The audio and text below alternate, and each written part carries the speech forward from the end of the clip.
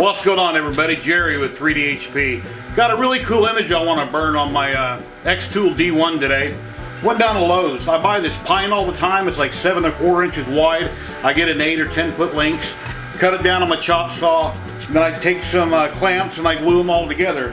And whenever I glue anything, I always use Titebond premium wood glue. Clamp it nice and tight. If there's any high spots on it that I didn't get with my clamps, I run a sander over both sides of it, belt sander or palm sander, and get it all cleaned up.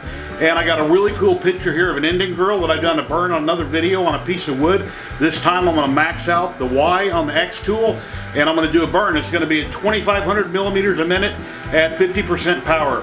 So please check this out, and I hope you enjoy it.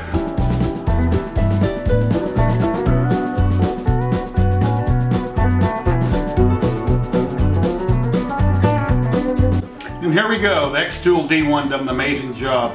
This was 2,500 millimeters a minute, 50% power. Came out amazingly well. I also streamed this over on Twitch on my channel, Jerry 3DHP, if you want to check it out over there. I streamed it for a few hours, but yeah, it came out amazing. I'll go ahead and I'll trim off the top a little bit. But yeah, D1 rocks, amazing job.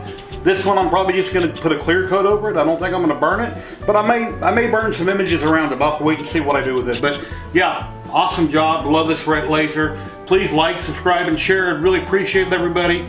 And a happy laser engraving. Until next time.